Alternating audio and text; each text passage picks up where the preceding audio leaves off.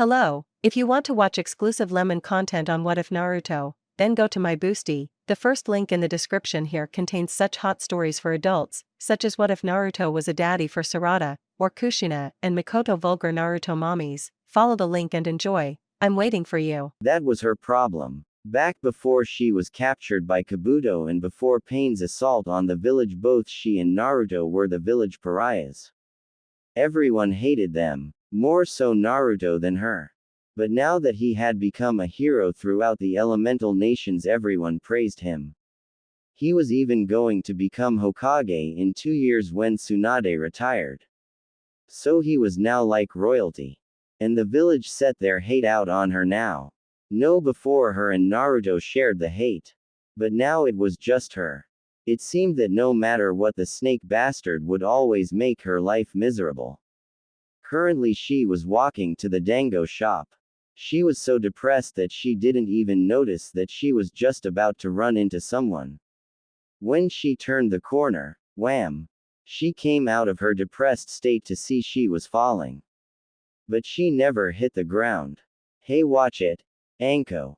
5 minutes earlier with Naruto. Today was now what Naruto would consider an average day. He was going to be Hokage, so naturally he was around Tsunade a lot. She now gave him the paperwork saying it was training for the job and responsibilities of a Kage.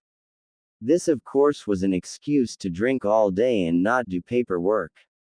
So Naruto found a solution. He made 10 shadow clones and set them to work. This left Naruto with a free day. So he thought he would take a stroll around the village he called home.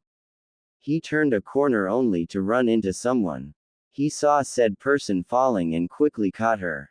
It was Anko. She looked depressed. Hey, watch it. Anko. Oh, Anko-san, I'm sorry I wasn't paying attention. Naruto. Anko, now realizing that she shouldn't get on the future Kage's bad side. She quickly apologized. Oh, Naruto-sama, I'm sorry, please forgive my rudeness. A now embarrassed Anko, who was blushing like a tomato. Did she say she admired Naruto? Well, truth be told, she adored him and even developed a crush on him after he saved her. Naruto-sama. No. No, Anko-san, please, just Naruto. I hate being formal. Naruto, giving her his famous Naruto grin. Are you okay? You look a little sad. You don't seem like your normal self. No, Naruto, I'm just fine. She tried to lie her way out. He saw through that. Anko-san, please let me take you for some dango, and you can tell me what's wrong. I mean, you can't fool me. Your eyes say that you aren't fine. Naruto. She thought about it and thought this could be a way to learn some more about the blonde she wished to be with. She gave a nod and the two left to the dango stand. After ordering, he once again asked her what was wrong. She explained that after he became acknowledged by everyone, the village set their hateful gaze upon her. How they only now needed to dispose of the snake horde to acquire true peace here in Konoha. Anko-san, this isn't like you. I know better than anyone that the village is ignorant. But normally you shake it off. Why is it that it is affecting you now? I don't know. Maybe it was being captured by that Kabuto freak. It was like for the first time in a very long time, I was afraid. And this caused me to give up.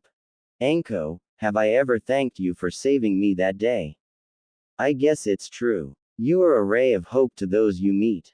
You gave me hope, even after I accepted that no one would come looking for me. She thought gloomily. Anko-san, you are a comrade. Therefore it was the right thing to do. You don't need to thank me. Naruto. However, no matter how he tried, she was still upset. And he knew the pain she was in. To be alone, hated and shunned. It was horrible. So he would try to help her get back to herself. Anko-san, what are you doing later this evening?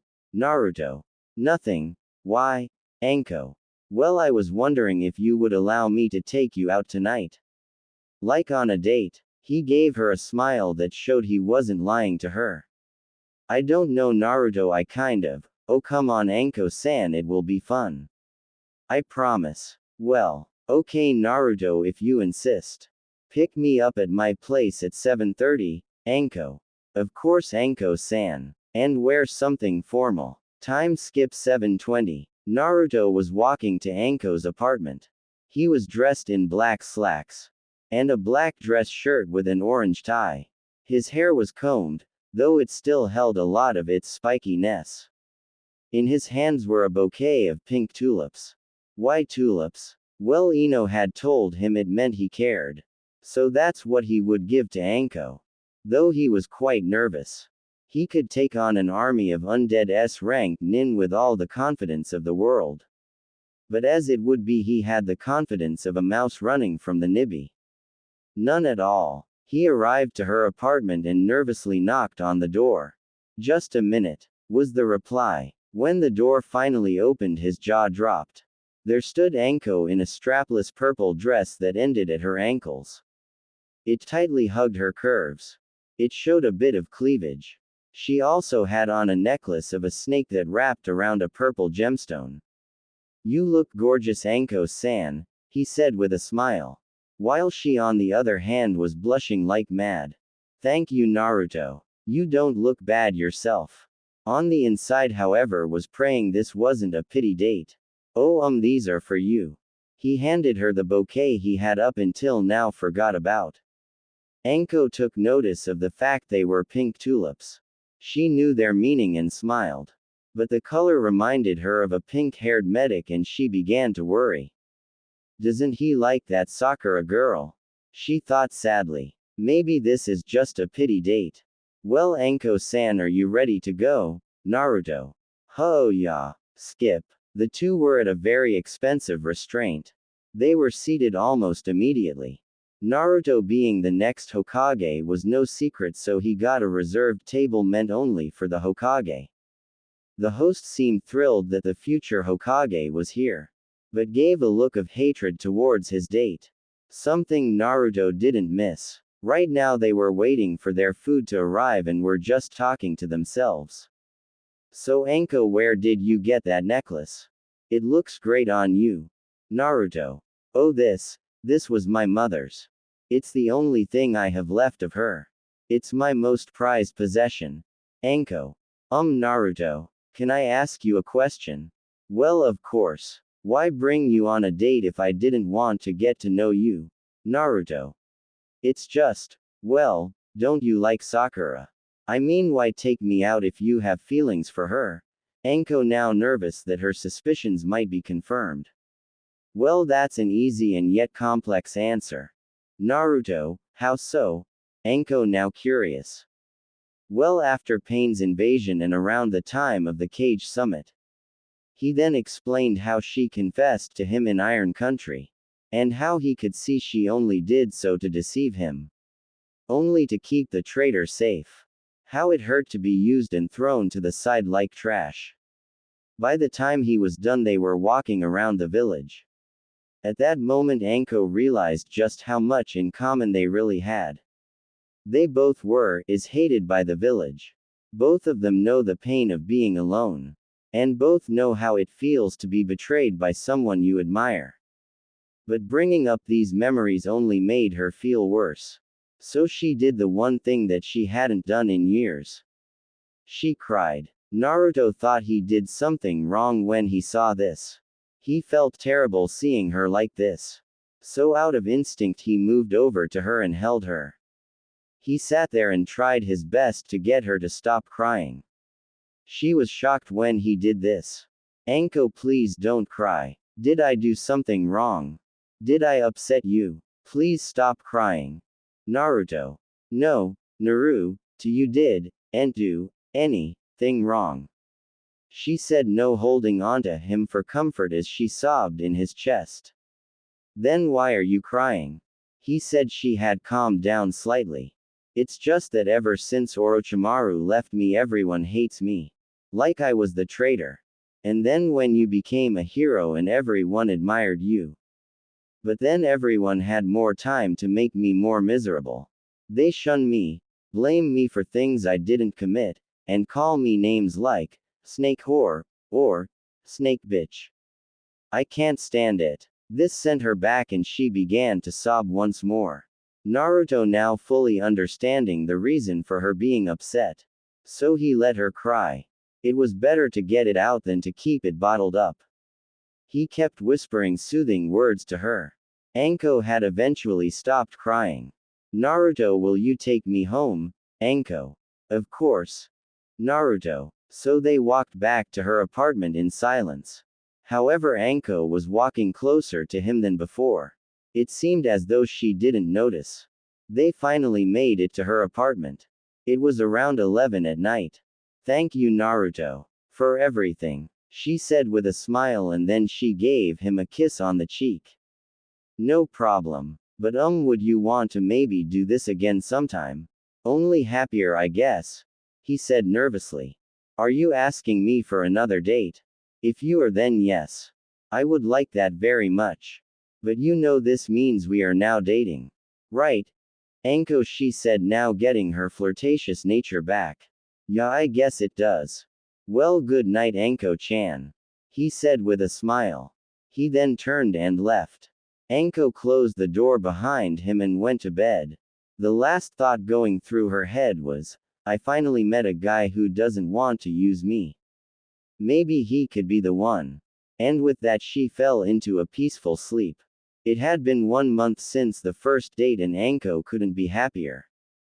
Since then they had decided to keep it on the down low. They agreed after all it was no one's business but theirs. The only ones who knew were Tsunade, Jiraiya, and Ibiki. However, they only knew because of what their work entailed. However, they were planning on telling everyone soon. It would be the biggest shock since Jiraiya showed up during the Fourth War to help Naruto defeat Madara. Oh, how she remembered how Tsunade and Naruto were pissed. They beat the shit out of him and burned his notebook. Then burned his backup copy that was a secret. Right now she was on her way to meet Naruto at the Forest of Death. It became a place they found quite peaceful. They often took walks hand in hand around the forest. Now normally this would be suicide. But because of the Kyuubi, Naruto had a feral aura around him. And all the animals and creatures knew Naruto was an alpha. So they stayed away. Because of this it was quiet. And the forest was actually nice to look at. Plus Naruto knew that she liked being here and away from the villagers. Hey there, Anko-chan, how are you today? A voice rang out. Anko had stopped walking during her thoughts and was standing under a tree. One that Naruto was now standing upside down above her. Damn it, Naru-kun. Don't do that, you know I can't since when you do that. Anko. Ah, but I like doing that, Anko-chan, Naruto said, dropping down next to her. Shut it, Naru-kun. There was a mumble about stupid Hiroshinen, blonde boyfriends. So Anko-chan, what do you wanna do today, Naruto? Well, Naru-kun, it's been a month and I thought maybe we should tell everyone. I mean, with you becoming Hokage it's only a matter of time, Anko. Okay, if that's what my Anko-chan wants, he said with a smile. So how you wanna do this? At that moment Anko's mind started thinking. Maybe if we get a really big banner that says, Naru and Anko forever, and hang it from Hokage Tower. Then get Naruto to summon Gamabunta, Gumaken, and Gamahiro wave around flags with a chibi me and Naru-kun holding hands with hearts. No, too much. How about we go on a date? And then take a walk around the village and anyone we know who asks we tell them, Anko. They then proceeded to the dango shop. Naruto knew better than to argue with her about dango. Last time he tried he ended up being chased around the Forest of Death with kunai being flung at him. If anyone were to see him that day beg her to stop would have wondered how he was going to become Hokage. Mini flashback. Please stop throwing sharp things at me, Anko-chan, I'm sorry. Naruto, who was now holding onto her leg, crying. I won't do it again. I'll even take you for dango right now. Just no more kunai. Anko thought it quite comical.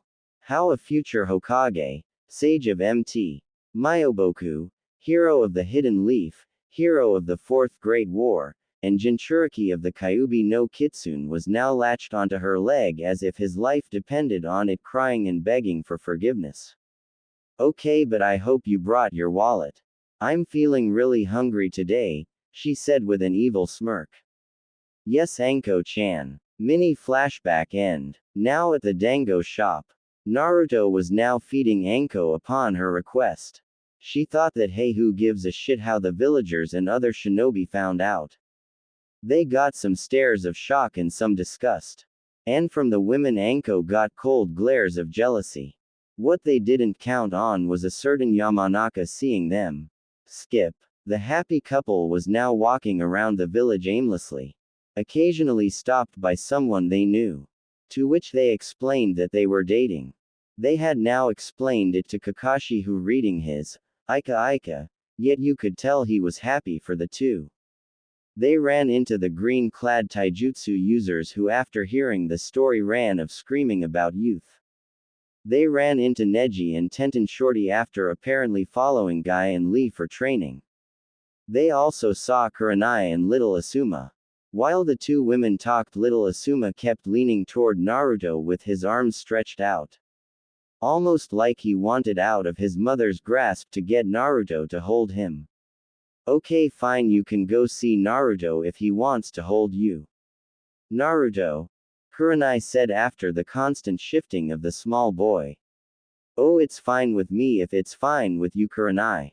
Just as he got done talking, little Asuma was already in his arms and playing with his whisker marks. It was almost as if he had jumped from his mother's arms to him. Naruto wasn't paying attention due to the child who was now climbing on his shoulders and playing with his golden hair. However, both women were watching him. More so Anko, who was wondering how he got along with kids. It was comical to watch a 1-year-old cripple a cage-level shinobi by pulling on his hair. Finally, Naruto set little Asuma down and flew through some hand seals, then slammed his hand on the ground. There was a poof of smoke that seemed to excite the infant. When it cleared, it revealed a small toad the size of a small dog. It had the normal blue vest and was purple in color. He was the son of Gameiken, Gamajiro. Little Asuma, upon seeing something his size to play with, grabbed the small toad into a death grip. Naruto. Who's the kid? And why did you summon me? Gamajiro.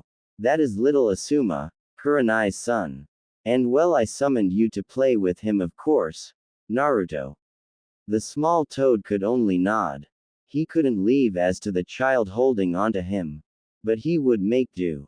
After a couple minutes of playing, Kurenai said her goodbyes and went to go get Asuma. Well, Asuma-chan, we have to go say goodbye to Auntie Anko and Uncle Naruto, Kurenai. The boy only smiled and waved at the two.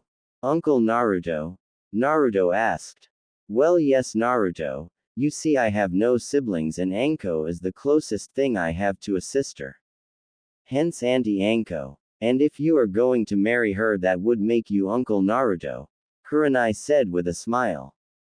Married? Both Anko and Naruto yelled. Yes, married. I can tell you two are going to eventually get married. Call it a women's intuition. Oh, and Naruto, thank you for playing with him. I love him more than anything, but he can be a handful. And with that, the mother and son left. Anko namikaze, huh? I like the sound of that. Anko said with a smile. Then just as they turned to leave. Naruto. Guess who? They turned to see an angry duo of Sakura Haruno and Hinata Hyuga. Well, an angry Sakura and a very pitiful-looking Hinata. Yes, Sakura? Naruto asked politely. Don't yes me. What the hell? You spend years trying to get me to go out with you, and when I finally confess to you, you throw me away. Almost like I'm nothing. Sakura. Well, Sakura, that could be because I lost respect for you. After your confession, I quit trying for your affection. You only confessed for 2 reasons. One was to try to stop me from finishing Sasuke. The other was more of a backup in case I did kill him. If he wasn't around, you tried to use me as a second place for you. That's not true, Sakura. Don't lie to me, Sakura. It hurt me when you did that. I realized then that you would never see me more than the silver medal, Naruto. And with that, she stormed off, not even realizing Anko was there holding hands with him the whole time. Naruto-kun, it's okay, I understand why you didn't pick Sakura. But now we can be together. Hinata, who had brightened up after Sakura left. Huh, Naruto and Anko said. It's okay, Naruto-kun. I forgive you going out with Anko-san. But now we can be together like it was always meant to be. Hinata. Naruto. Naruto-kun, it's fine, just tell Anko-san you're not interested in her and we can go. Hinata. Hey, back off, Naru-kun is mine. Anko. Ha ha ha, oh that's rich. Why would he be yours? I mean, why would he want you when he can have me? A bolder, more confident Hinata. Hinata, I'm not dumping Anko-chan. And I'm not going to do it to be with someone else. Naruto. Naruto, you're only leading her on and giving her false hope. Seriously, get it over with and we can finally be happy together. Hinata said with a slightly agitated tone. Hinata, I'm serious. I'm not going to break up with Anko-chan. Anko was now very happy at this. Hinata seemed to get angry. Naruto, how could you? You walk around with this hanging off you like some common whore and say you want her over me. I almost died to save you. I even confessed to you. Tell me, did I almost give my life up for nothing? At this point, the rest of the rookies, minus Sakura, showed up along with the senseis. Kurenai had forgotten something and was watching next to Kakashi and Guy along with Yamato. Jiraiya and Tsunade were heading to a bar and stopped to see the interaction. Shizune was leaving the hospital to go home. And Ibiki just happened to be there. First off, don't ever call Anko-chan a whore. Second, if I remember correctly, if you had listened to what I said that day, you wouldn't have almost died. I had Katsuyu tell everyone to stay away from that battle specifically for that reason. So no one would die during that battle. And just so you know, it's really creepy when you use your Byakugan to stalk me. I really should have dealt with that ages ago. But being the nice guy, the first decided that eventually you'd stop. Naruto, now angry at her for calling Anko a whore. You, Naruto, she said with tears in her eyes. I wish pain would have caught you that day. And then she ran off crying. He sat there for a couple minutes in silence. As did everyone else, wondering how he would react. Anko was now holding onto him with her head in his chest to try and keep him calm. Naruto, however, never really thought of Hinata as more than a friend and comrade, so he never really cared what she thought. Yet it didn't help the fact that that was extremely hurtful. Naru-kun? Anko asked in a worried voice. Yes, Anko-chan. Are you okay? She asked. Yeah, I'm fine. And then as Anko shifted to now hold onto his arm, they turned to continue to where they were going. When he did, he saw all of his friends, senseis and his ba-chan looking at him, worried that he could snap at the extremely harsh words of the Hyuga heiress. Naruto, you gonna be okay? Asked Tsunade, who was in tears. It hurt her to think someone that he saw as a friend say things like that to him. It didn't help that imagining if what could have happened that day actually happened. Yeah. And with that, he walked past them, not saying another word. Skip. Naruto and Anko were now at his new apartment. They just sat there on the couch silent. Naruto was leaning back with Anko snuggled into his chest, while he played with her hair. Naruto, thank you. For what, Anko-chan? For sticking up for me. No one has ever done that. And for staying with me. I was scared. Scared? He asked, now curious. Scared that you would have left me for Sakura or Hinata. So thank you. Anko. Kukuku, Anko-chan. You didn't think you could get rid of me that easily,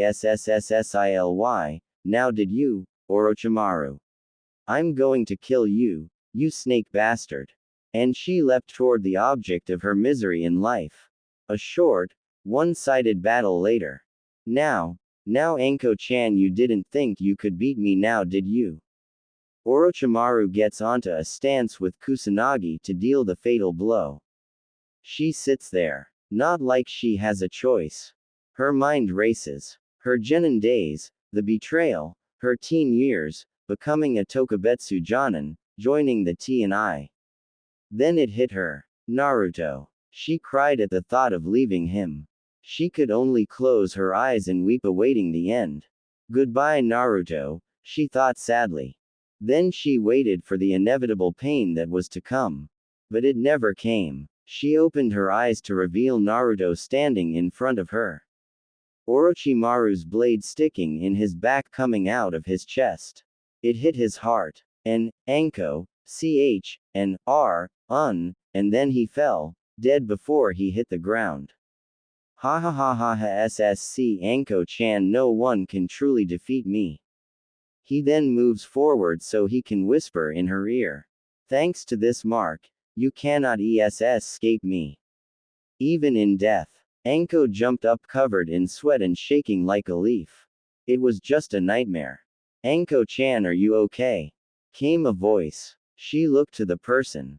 She was laying on top of Naruto from last night. They were still on the couch from when they got back from their date. Oh Naruto, I was so scared. She said as she put him into a vice grip. She began to tell him of her terrible nightmare and how it related to her two worst fears. Forever bound to the curse mark.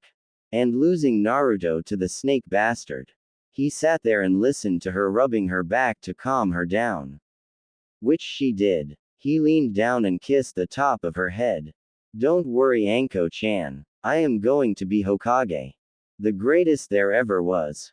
And I already told you. I won't leave you. Ever. Promise of a lifetime. He said with that foxy grin she loved. You're right, you won't ever leave me. 'Cause if you do, I'll cut off your and feed it to you. Then I'll cut the bitch you're with up and feed her to my snakes. Then I'll give you to Ibiki-Nisan. Naruto gulped at that. Ibiki didn't around. Why would I do that when I have you Anko-chan?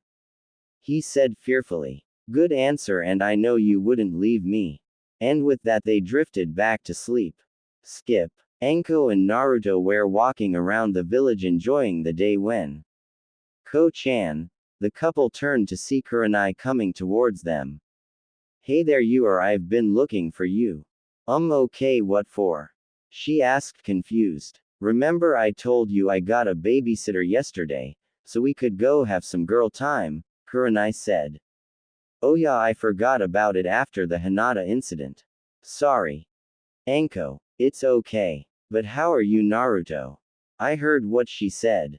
That was really hurtful. She had no right to say something so awful. And to someone with such a kind heart like you too. Oh, I'm fine. It got to me, I won't lie. I don't really care what people say about me. I guess it was just the shock of who said it. Both women nodded. Well Nai-chan, let's go. I'll see you later Naru-kun. And with that they left. Wonder what Kakashi sensei's up to. And he then left to find his perverted sensei. He never found him though. He had been stopped by the most unlikely person. And possibly the scariest son of a bitch around. Ibiki Morino. Ah, just the guy the first wanted to see. He said as he slung his arm around Naruto's shoulder. Hey there Ibiki-san, how's it going? He said now on edge. Oh, it's great. But call me Ibiki. But that's not what I came here for. So you're dating my little Nei-chan, huh? Well, I just came to say I'm happy for you. He said with a smile. Naruto now relaxed somewhat. But if you break her heart, you will wish you never met me. You got that, he said now in a very intimidating way. But you do make her happy. Which is good for you. You know she actually smiles now around the T&I. Not her I'm a scary sadistic woman smile. But a smile. Ibiki, I would never hurt her. And she already threatened my manhood if I did. Then she'd make you deal with what's left. Ibiki chuckled at that. That sounds like Nei-chan alright. So how are you after the little heiress blow up? I mean I'm a scary guy. And will do some ed up shit. But to actually wish you failed during the pain invasion and get captured. That's heartless. Thanks Ibiki, I'm fine. I don't care what she says about me. But don't talk about Anko-chan. Oh Ibiki, I wanna ask you about. With Anko and Kuranai, currently the two were at the Dango shop. Just talking about how they were going to go shop since Naruto gave her access to the Namikaze bank accounts. And they knew he wouldn't care. He told Anko she could use it whenever for whatever. So why not? Anko, I'm gonna go use the bathroom before we go. Be right back. Kuranai. Anko-san. Said woman turned to see Sakura Haruno. Oh me. What did I do to deserve this? She thought. Oh Sakura-san, did you need something? Anko asked, being polite. On the inside she wanted to play with the girl. Shut it, skank. How dare you take Naruto-kun? What he sees in you I'll never know. You should be dating someone your own age. She said in an angered tone. First off, don't call me a skank, you bitch. Second, it's what he saw in you I'll never understand. And I can date whomever I want. Same for Naruto. She said, now pissed. Please. As if. Maybe after all the rejection I gave him he just wanted some easy whore. You know, just to boost his confidence. When he's done he'll just leave you. He has always wanted me. Why would he want a easily angered, loud-mouthed banshee that can't stop putting him down and putting him through a wall all the time? And all he did was ask to spend time with you. You treated him like shit. You never saw him for him.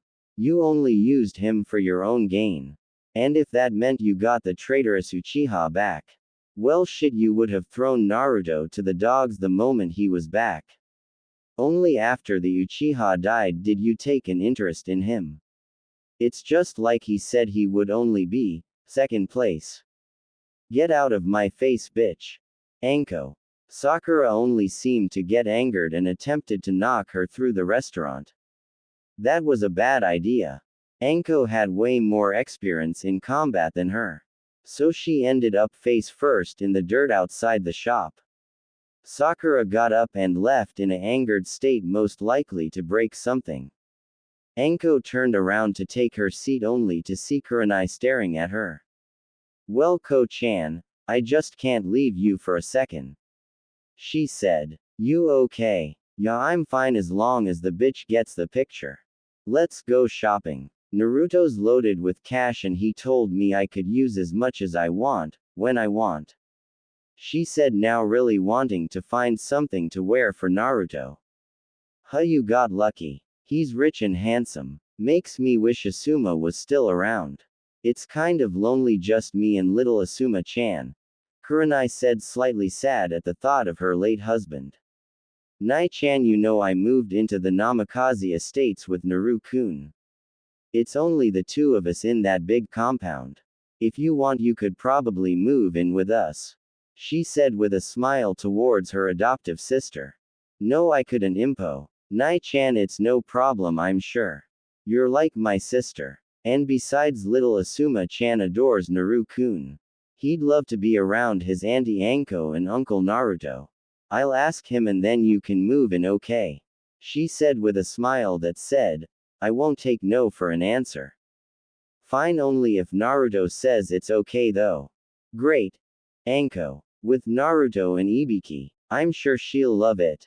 Ibiki said. Okay, good, well, I'll see you around, Ibiki. And with that he went in search for his sensei. Again. He found him leaving the bookstore. He had just picked up Jiraiya's new book. Oh, he was lucky Anko wasn't here. Kakashi-sensei, what's up? Naruto asked in his normal energetic tone. Oh well, if it isn't the future Hokage himself.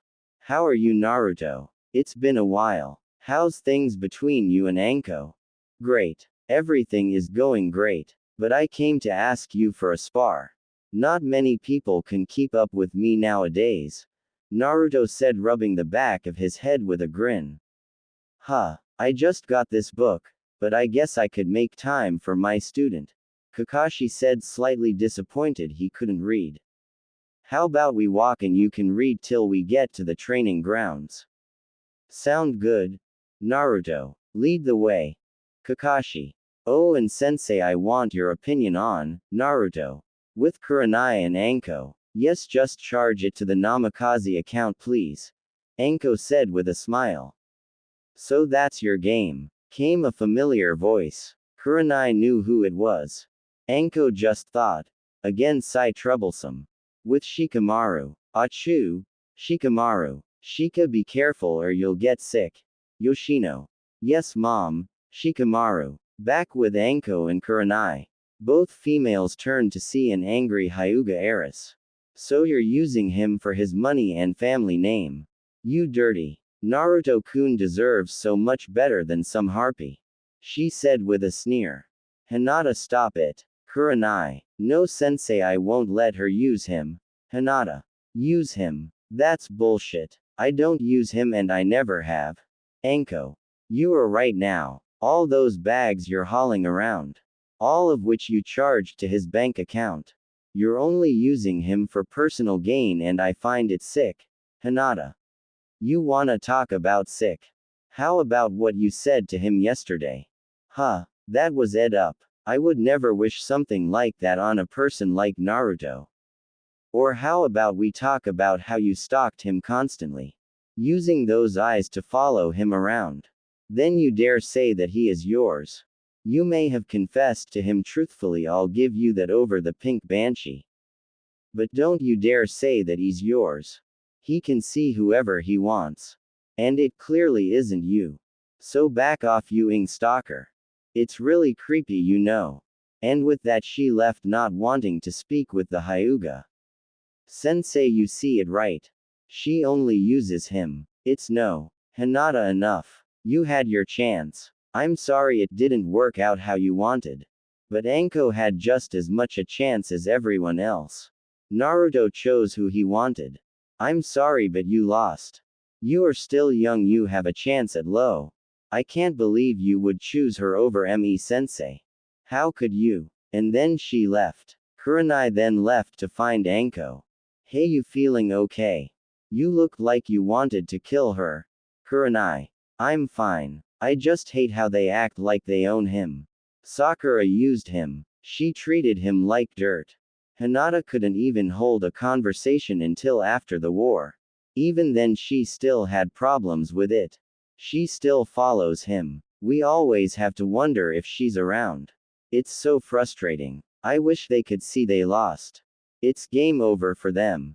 Then the earth started to shake. And there was a loud explosion in the distance. Well, I guess I found Naru-kun.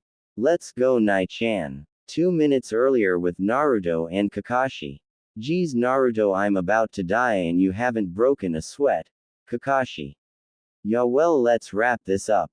Shall we? Naruto. Naruto began charging up a wind Rasengan. Kakashi, however, charged up a Chidori.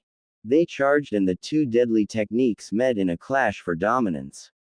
Imagine when Sasuke and Naruto met in vote. The explosion was enormous. The two flew in opposite directions and skidded to a stop.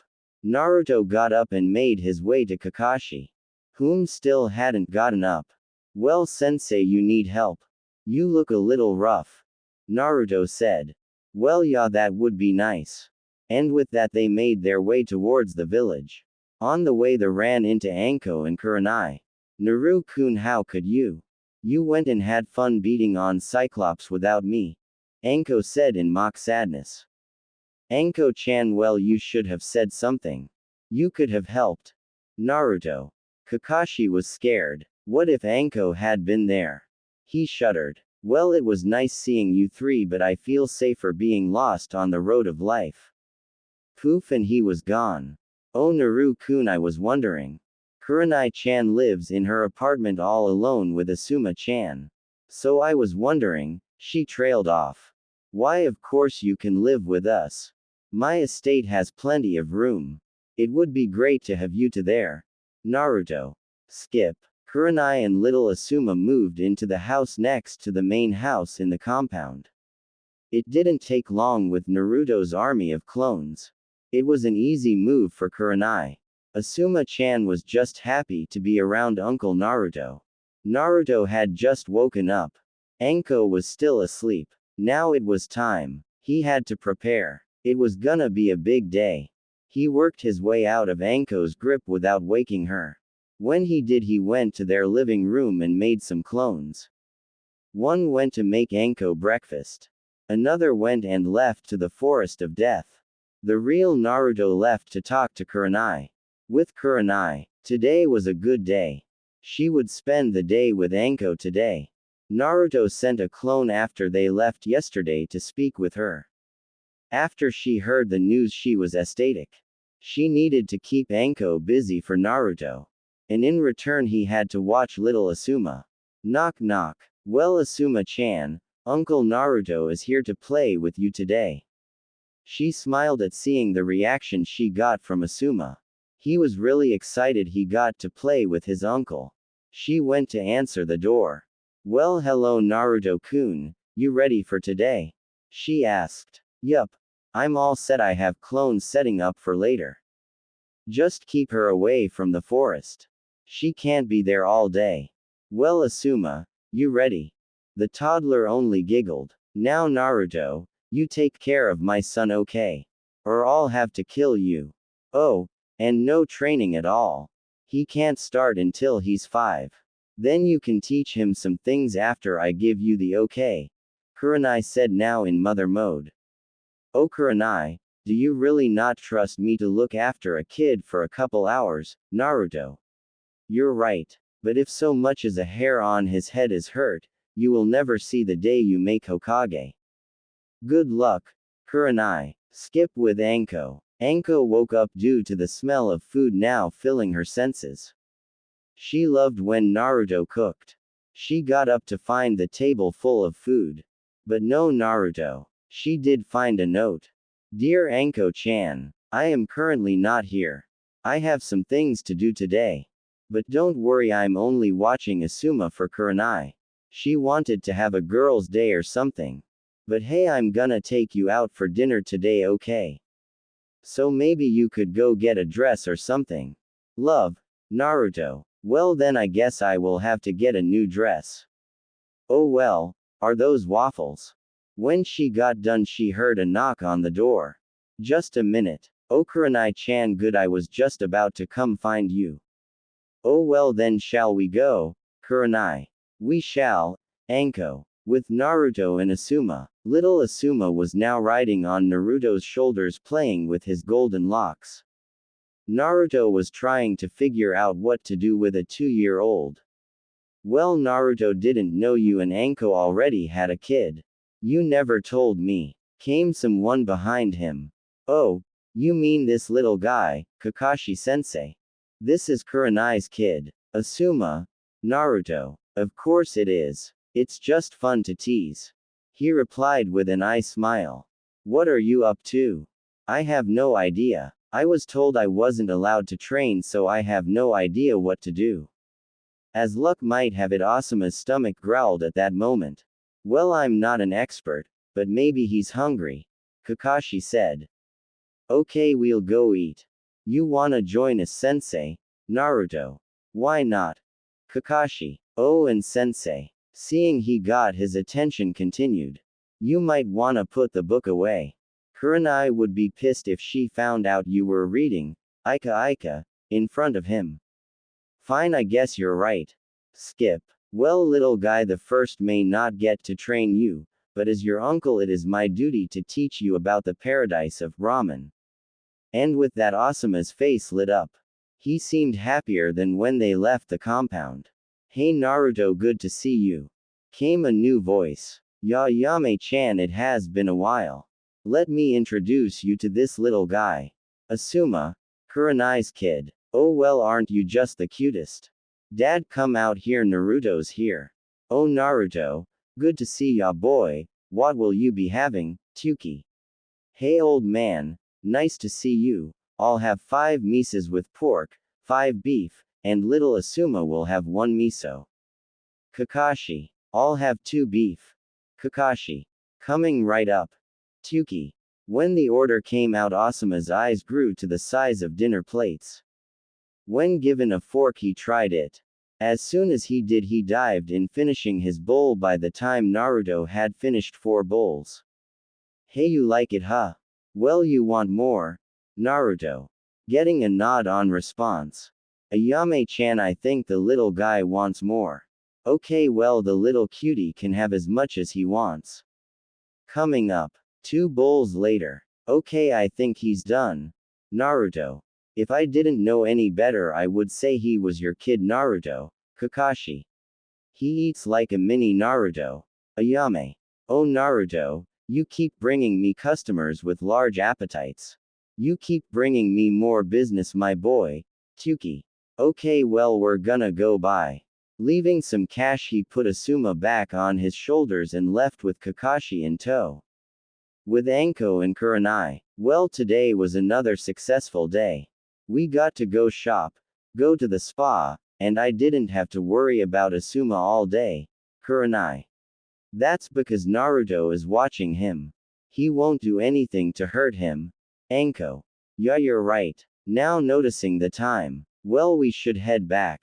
Naruto did say he wanted to see you for something. Kurenai. Skip. Asuma-chan, did you have fun with Uncle Naruto? Kurenai. Ma. Asuma.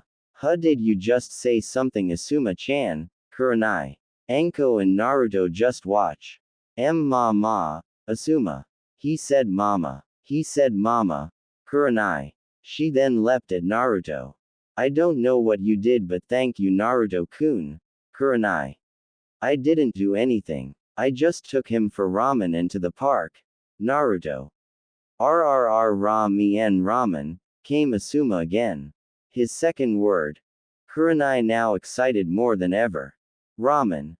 Asuma. Huh, you did like that. Well, you did have 4 bowls. Naruto. 4? Anko. Ya go figure, he loved it. Naruto. Ramen. Asuma. Asuma-chan, can you say auntie? Anko asked, trying to get him to say it before he said uncle. Ramen. Asuma. No, Asuma-chan, ontie, she said. He started. It sounded like oh. There you go, ontie, she repeated. Unclunc, uncle. Asuma. Huh, you love your uncle Naruto, huh? No, little Asuma. You were supposed to say auntie. Anko said, disappointed. Kurenai only giggled in amusement, then said. We can work on saying auntie, Anko, but for now I believe Naruto has something for you. Oh yeah, hurry, Anko-chan. He grabbed her hand and they disappeared in a yellow flash. Well, you had a big day, huh? Kurenai said, looking to Asuma. Ramen. Asuma. With Naruto and Anko, they appeared in front of the tower in the center of the forest of death. Okay, Naru-kun, what is so important you drug me out here for? Anko. Well, Anko-chan, I know this is sensitive, but I can remove your curse seal. Forever. He said, knowing she might get angry for bringing it up. Naru-kun, if this is a joke, it's not funny. Anko said, now scared that he might be teasing her. Or pissed he was lying. No, Anko-chan, it's not a joke. I can get rid of it. Really, I can. Trying to reassure her of his ability. How? She asked. Well, it'll be painful. Really painful. But really, I just have to bite you. Use Kyuubi's Yuki. Let it purify your seal, and then it'll break. Then I extract the Yuki and done. Gone. For good. Anko thought about this. She wanted it gone but was just hoping he could rid her of her curse. Okay, Naru-kun. Let's do it. He led her inside the tower where some seals had been placed all around the room. Mostly chakra suppressors. To keep people from arriving here upon the Yuki spike. Okay, you ready? He asked. He got a nod. He pulled her to him and put his left hand in her hair to support her head. He gave her a quick kiss and tilted her head Focusing his Yuki, he elongated his canines and bit down right on her seal. Anko gasped out in pain. It was like her insides were on fire. She could feel the Yuki tear through her network. Her legs gave out, but Naruto just held her to him. After what seemed like eternity, the pain began to leave. And when it was, Naruto helped her gain her balance. Did it work? She asked, nervous that she went through that for nothing. Naruto only held up a mirror. Look for yourself, Anko-chan. He said with a large grin on his face. She looked, then threw the mirror aside and held Naruto. She had tears of joy. Thank you, Naru-kun. Thank you. Of course, Anko-chan, I knew you'd love it. Naruto said as he held onto her. But we gotta go, we have a date tonight. He grabbed her hand and again left in a yellow flash. They appeared in the compound courtyard. Kurenai was waiting for them. Ko-chan, let's go, we have your dress at my house. She then took Anko away. Skip. Naruto was once again wearing a black shirt and slacks. With a purple tie. He had a bouquet of red roses. And once again he was nervous. But he threw that aside to go to Kurenai's house. Knock knock. Kurenai answered the door. Come in, Naruto-kun. Anko will be down in a minute. And he waited. When he heard footsteps, he turned to meet his date. He had to pick his jaw off the floor. Again. She was wearing a new purple dress much like the one she wore for their first date. And again had her mother's snake pendant necklace.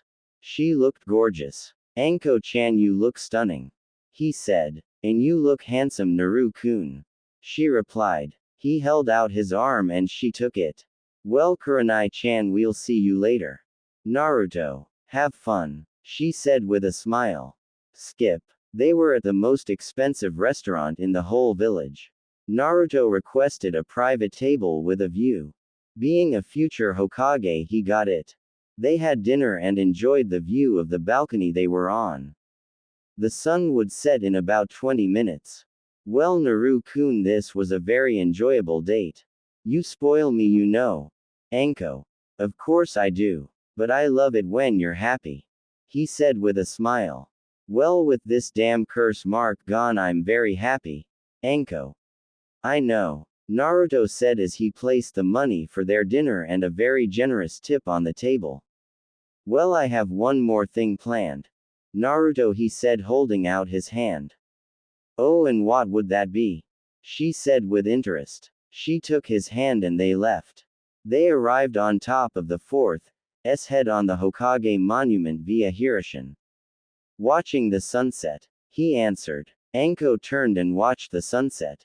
Naruto wrapped his arms around her from behind and set his head on top of hers. The whole time Naruto was nervous. More than he had ever been. This moment could make or break him. He let go as the sun set.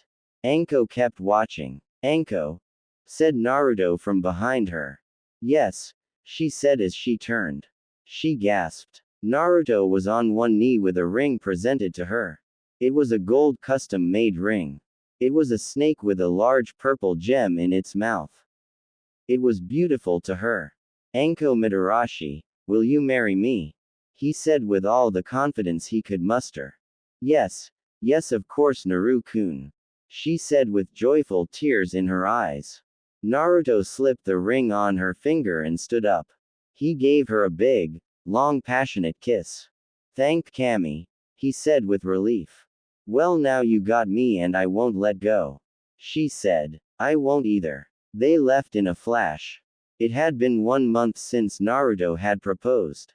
She loved the ring he gave her. It matched her mother's necklace. She spent no time at all telling everyone of the engagement. Not to show off, but to show a certain stalker and banshee that he was no longer available.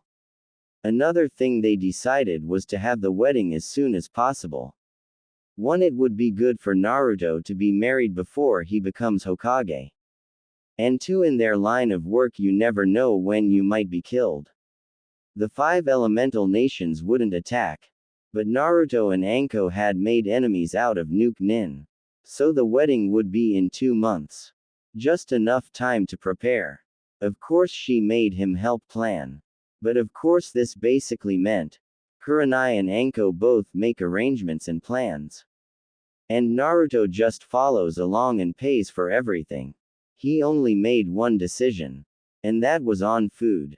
Other than that he did almost nothing. Naru-kun, what do you think? Anko. Huh. What you say something, Anko-chan? Naru-kun, I asked if you would rather go hang out with the guys or not.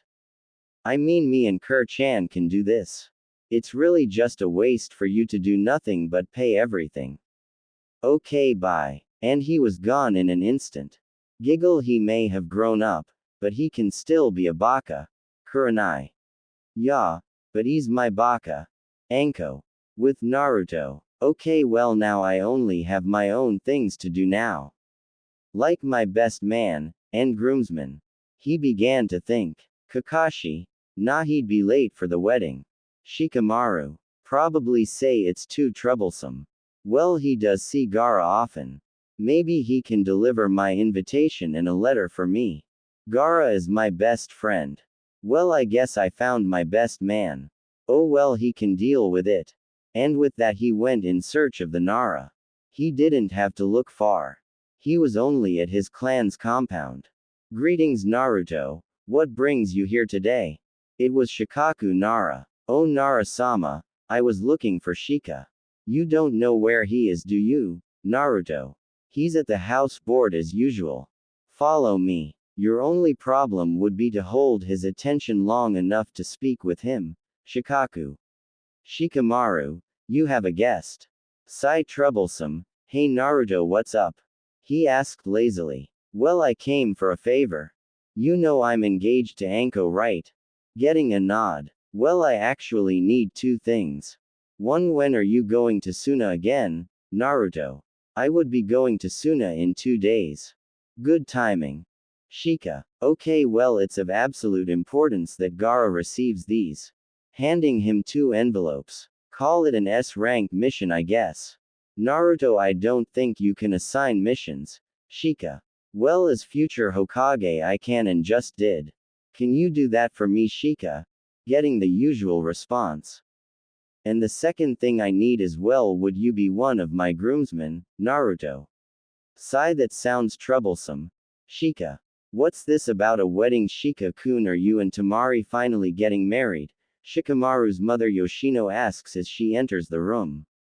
Oh Naruto, it's you. Oh, it's your wedding. Congratulations. What can we do for you today? She asked, seeing who visited. Hook, line, and sinker. Everyone knows that Shika can't refuse his mother. It would be too troublesome. So all he needed to do was tell Yoshino and Shika would already be set for the wedding. Ah, Yoshino-san, thank you, but I asked Shika here to deliver these to the cage. And I asked him to be one of my groomsmen. He said, giving a smirk to Shika as he said it. Oh Shika-kun, you must accept. Naruto will be the Rokudime. You better not say no if you know what's good for you. She said with a try and get out of it stare. Sigh, troublesome. Okay Naruto, I accept. I'll even head out early to Suna. If I know you, this letter is for Gaara to be your best man, right? He asked, already knowing. He really only wanted to leave to avoid his mother. Okay, good, well, I have things to do. See ya, Shika, Yoshino-san. And with that he left. Okay, that takes care of my BM, and 1 GM, 2 more to go. Kiba. Yeah, we have known each other since the academy. Who else? Choji. Yeah, that'll work. Naruto. Skip. Naruto had just solved his groomsman problem. It was easy to get Choji. But it was a little awkward when he got to Kiba's house. Because of the fox, he sent off pheromones. With the Inuzuka's increased smell, he attracted a lot of female attention. It didn't help he was considered an alpha either. But now that was handled. He would receive a message from Gaara in a few days and all was set on his end. He was currently headed to find Anko. Thanks Sage Mode. It wasn't hard, she was at the Dango shop. Hey Anko-chan, how goes our wedding plans? He asked curiously. Our wedding plans? What is it you have planned, Naru-kun? She asked. Last she remembered he hadn't made a decision. Kurenai just giggled. Hey, I did suggest having ramen at the reception, he said in mock pout. Suddenly the room got really cold. Both females looked pissed. Naru-kun, I told you we are not having ramen at our wedding. Anko said. Naruto, I forgot. But I have to kill you. Kurenai said with an evil glint in her eye. Ever since you watched Asuma-chan, all he ever wants is ing ramen. He won't shut up about it. That's all I hear out of my precious baby boy. Ramen this, ramen that. Now come here so I can strangle you. Now Kur-chan. You can kill him later. I still want a baby. So I do need him. Now Naru-kun, what is it you've planned? Anko asked. Well, if you must know, I went and found my groomsman. And sent a message asking Gaara to be my best man. He said in a proud, I did something useful, voice. Huh, you actually did something wedding related. I would have thought you'd train or something. Anko-chan, I'm hurt. Don't you have faith in me? He asked with fake tears. Skip 1 week in Suna. So Naruto is getting married. Who's the lucky girl? Must be special to marry the future Hokage. Is it Sakura? Asked a curious Tamari. She met Shika at Suna's gates as usual. They were going to see Gaara. No, it's not Sakura. Or Hinata. It's kind of troublesome, he said. Neither of them. Then who? She asked, annoyed she didn't know. Spit it out, you lazy. You remember the proctor for the second exams, during our first Shunin exams? He said, getting ready for the bombardment of questions that were to come. Yeah, she said, still not getting it. He's marring her, he said. What? Was heard all over Suna. Explain now, she said. I will, but I will when we see Gaara. It'd be too troublesome to explain twice. When they reached his office, they knocked to hear, enter. They went inside to find Gaara, Matsuri and Kankuro. Shikamaru, you're early, Gaara said in his emotionless voice. Yes, well, you see, I had a mission to come here and deliver this to you. Courtesy of our future Kage. It was considered S rank. This seemed to gain Gaara's attention. What would Naruto want that it needed to be classified as an S rank mission for?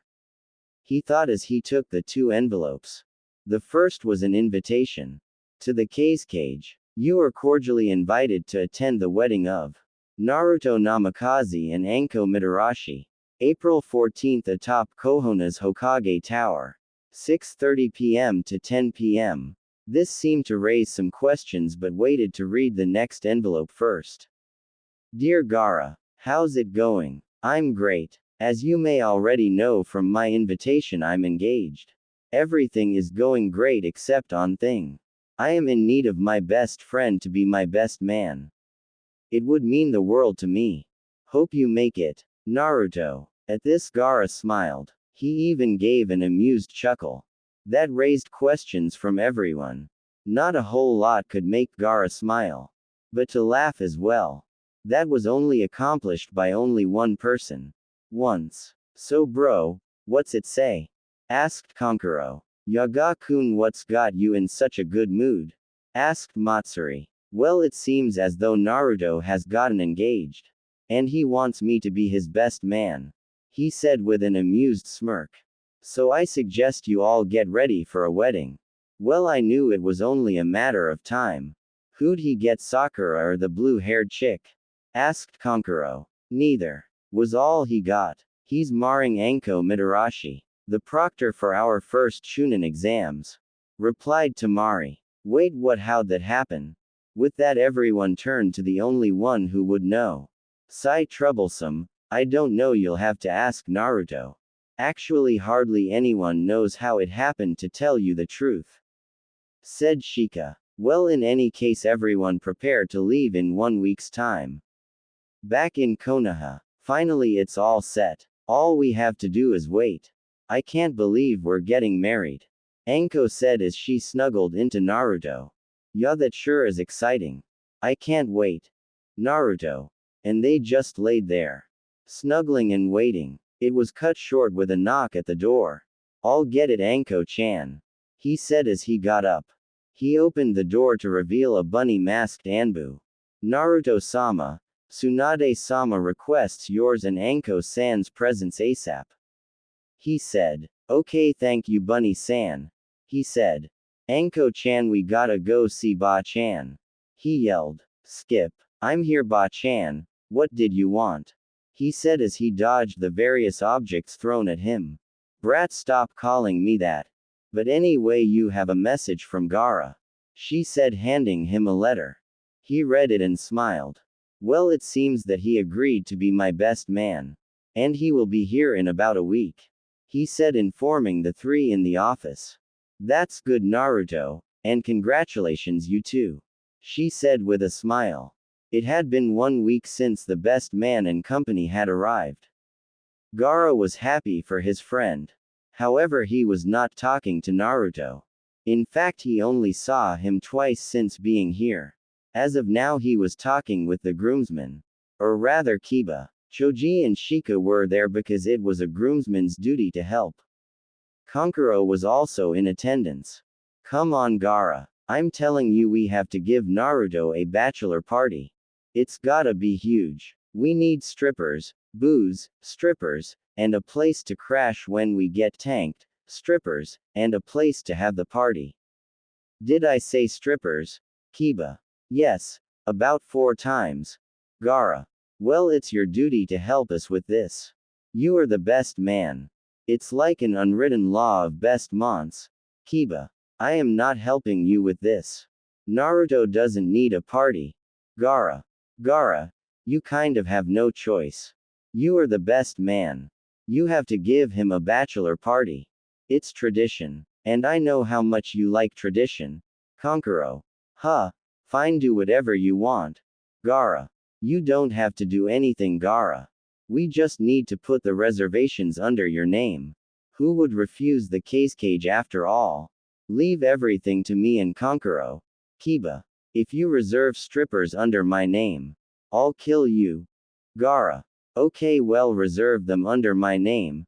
Kankuro. And with that, Kiba and Kankuro left to plan. "Sigh, why do I have a bad feeling about this, Shikamaru? I don't know, but I also feel as though something bad is going to happen." Gaara. "Oh, you two are just overreacting. They'll do fine. What's the worst that could happen?" Choji. "Somewhere outside Kohona. You know the plan, right?" asked Sakura. "Yes. I have it memorized. We just need to wait for the moment to strike," replied Hinata. "Good. Sakura. Oh yes, something bad indeed." With Naruto and Anko next day. The happy couple had just gotten back from planning more of their wedding. They were just sitting on the couch, happily snuggling. Naru-kun, I'm so happy." Anko. "Well, that's good. If you're happy, I'm happy." Naruto.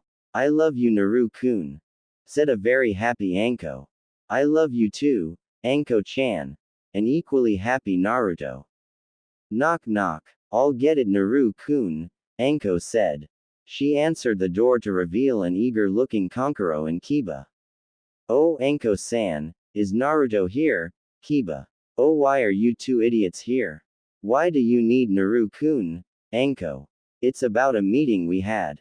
All the groomsmen and best man were in attendance. It's important for the wedding," Kankuro said. Anko seemed to look at them skeptically. Something was off. She was gonna watch them. "Naru-kun, some friends of yours need to speak with you." Anko. He got to the door and was shocked at who showed up. He wasn't expecting anyone. "Ah, Naruto, come on, you need to come with us right away." Kiba. "Huh? Why?" he asked, confused. Just tell him and let's go." Naruto. "You need to come with us because we have your bachelor party set up." Kankuro. "Bachelor party?" Naruto. "If Anko found out, the three could die." "It's okay, Naruto. You can go. I trust you. But if you touch any stripper, I swear, I'll use your to give me a baby, and then I'll remove it." Anko. That was a shock. No one thought she'd go along with it. Are you sure, Anko-chan? Naruto. Yes. I said I trust you. Go have fun with your friends. I'll go hang out with Kurenai, Yugao and Shizune.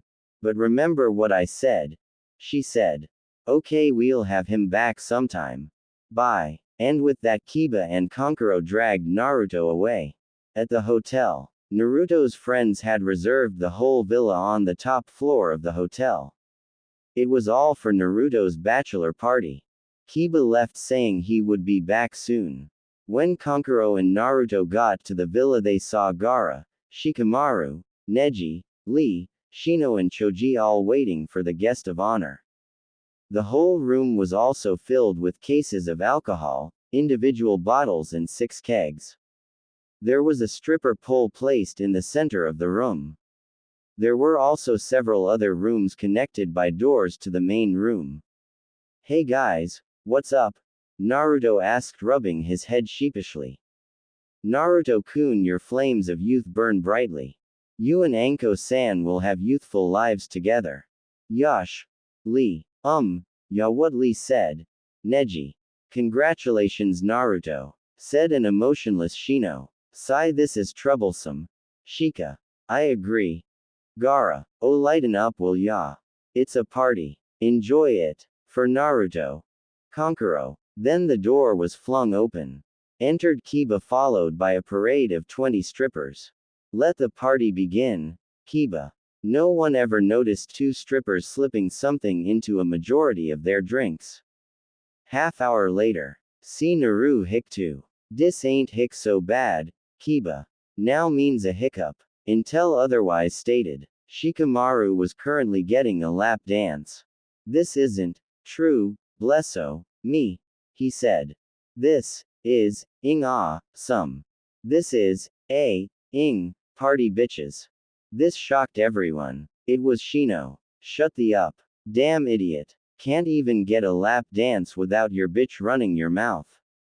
Shit. Gaara. Oh wow, you guys are hammered, huh? Naruto. Den. Drink some, mo. Said Ed up Kankuro. 1 hour later. Kankuro, Shino and Neji had passed out. Although before Neji went unconscious he did get a stripper's bra on his head, like cat ears almost. Gaara and Kiba looked tore up. Kiba would go any minute now. Gaara, well, he was hard to tell. Being a former Jinchuriki gave him a higher tolerance to alcohol. But he would be out soon. The 2 fakes had been giving the whole group the whole night. They would all be out soon. Except Naruto. They didn't spike his drinks much. With Kyuubi in Mindscape, Kit, you need to stop drinking. Something's not right. Something else is in these drinks. His words were in vain. He couldn't get through to his host. He was trying his hardest to cleanse his system of the unknown toxin. But if Naruto kept drinking, well, it wouldn't be easy. Back with Naruto, everyone was out but Naruto and 2 strippers. With everyone out, they decided to leave. Except 2. You think he will notice? Said stripper 1. Yeah, he's out of it, he won't notice. Stripper 2. Okay. Stripper 1. Poof. Both figures emerged from the smoke to reveal Sakura and Hinata. Naruto, still under the effects of the alcohol and drugs, couldn't tell what had happened. His vision had blurred. He couldn't see shit. Okay, Naruto, it's time for the groom's special dance. Sakura. Oh yes, it is that time. Hinata.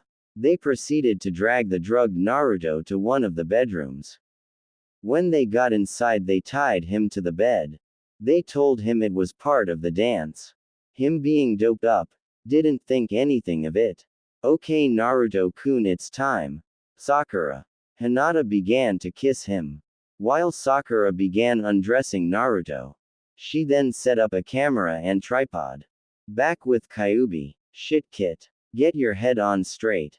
You're about to be raped. Kyuubi yelled angrily. The only thing good was that he stopped drinking. He could cleanse him at full speed now. Hopefully he could put an end to this before the damage was done. With Naruto. Naruto was beginning to sober up. Not quite to where he could think clearly. But it would only be a couple minutes. He currently had Hinata's tongue in his mouth. Sakura was shamelessly bouncing on his. Okay, my turn, Hinata said as she removed herself from Naruto. They switched. Kyuubi. Almost there. Shit, I'm too late. Kyuubi. With Naruto, he finally was aware of himself and surroundings. Someone had their tongue in his mouth. And another person was currently riding on top of him. He also realized he couldn't move any of his arms or legs. And he was pretty sure he wasn't with Anko. Oh, Naruto-kun. Someone moaned. That wasn't Anko. A second voice was heard after the tongue was removed from him. When Anko sees this video, she'll dump Naruto and he'll be ours. He looked up to have his anger begin to boil. Hinata was currently using Naruto's as a pogo stick. And Sakura was still trying to engage him in a makeout session. His anger grew to the point that Kyuubi's chakra began to seep through subconsciously. Both women shrieked as they realized that their skin was now burning. They looked to see Naruto was now fully aware of their actions and wasn't happy about it. Hinata's thighs and vagina were totally burned inside and out. Sakura, who was halfway laying on him, had half her face, chest and stomach burned. Using his newly reacquired strength allowed him to snap out of his restraints. When he did, he quickly found his clothes while the two rapists writhed in pain. He left, not thinking about his friends. Skip no longer means hiccup. Naruto was now at his house. He had collected samples of the bodily fluids on his body. He also had the camera they set up to tape their session. He had evidence to convict them of rape. Their burns were of the Kyuubi's chakra. They would heal, but they would leave a scar. They would forever be known as whores and rapists. They tried to ruin his relationship with Anko. Well, then he would ruin them. Their evidence to falsify him, cheating, on Anko would now be used against them. After collecting samples, he hopped in the shower. That seemed to help get rid of his adrenaline. He started to think. He felt violated, filthy and dirty. As he kept cleaning, a thought ran across his mind. What would Anko think? Of course, in his distressed state, he wasn't thinking reasonably. All that evidence. What if she thinks I cheated? What if she doesn't want me now? Will she not want me now that I'm soiled? He thought. No matter the reactions he thought of, he couldn't not tell her. If she found out, it would be over. That, and he could never lie to her. She had to know, no matter the consequence. Then he got out of the shower and put on clean clothes. He got to the living room and waited. He played out several scenarios, all of them ended badly. So he just waited. With Anko. Anko was having a good night. She went and spent time with her friends and talked. They talked about the wedding and such. They talked about how they wondered how Naruto was doing at his bachelor party. If only they knew. She was just outside of the compound when she said, "Night-night-chan." She then noticed that lights were on in her house. Only 4 people could get inside that house at this time. Kurenai just went to her home to sleep. Tsunade was at the bar they all met up at. And she was outside. That left only one person. Naruto. Would have thought he would have shown up tomorrow. Knowing Kiba, they all got plastered. She said to herself. She went inside to see Naruto sitting in a chair in the middle of the room.